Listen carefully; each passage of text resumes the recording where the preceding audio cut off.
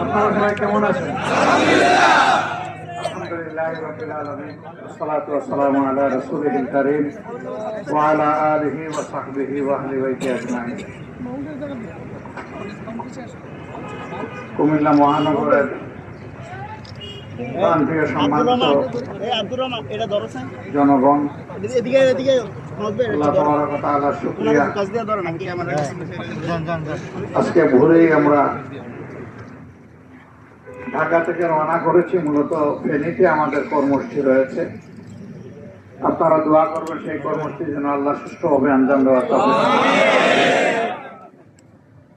আপনাদের কাছে শুধু ওই আবেদন রেখে যায় যে 24-এ বহু জীবন আর রক্তের বিনিময়ে বাংলাদেশের জনগণ একটা পরিবর্তন পেয়েছে এবং এই পরিবর্তন এসেছে ফ্যাসিবাদীদের বিরুদ্ধে। কিন্তু আমাদের লড়াই শুধু ফ্যাসিবাদীদের বিরুদ্ধে নয়, ফ্যাসিবাদের বিরুদ্ধে।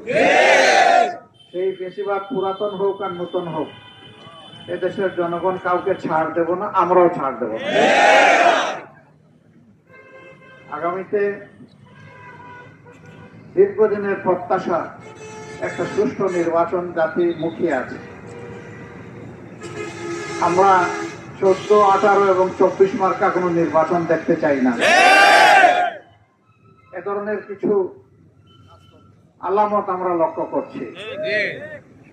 যারা এই ধরনের অপকর্মের চিন্তা করছেন তাদের জন্য স্পষ্ট বার্তা, মানুষ রক্ত দিয়ে পরিবর্তন এনেছে, আমার প্রয়োজনে রক্তের বিনিময়ে পরিবর্তনকে শতভাগ সফল করবে ইনশাআল্লাহ।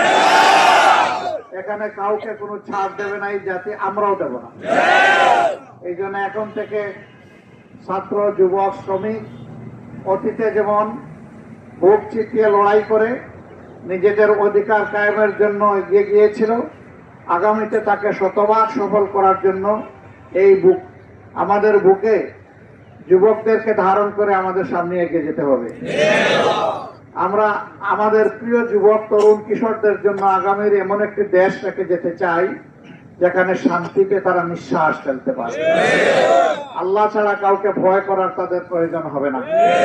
এবং সেই আল্লাহর ভয়ের ভিত্তিতে যদি একটি মানবিক সমাজ, দুর্নীতিমুক্ত সমাজ, চাঁদাবাজ মুক্ত সমাজ, দখলদার মুক্ত সমাজ যদি গড়তে হয়, তাহলে আল্লাহর আইনের কোনো বিকল্প নেই।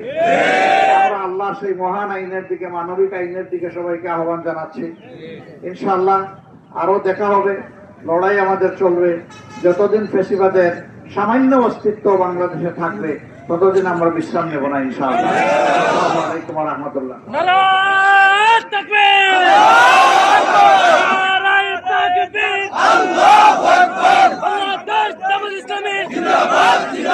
জিন্দাবাদ জিন্দাবাদ।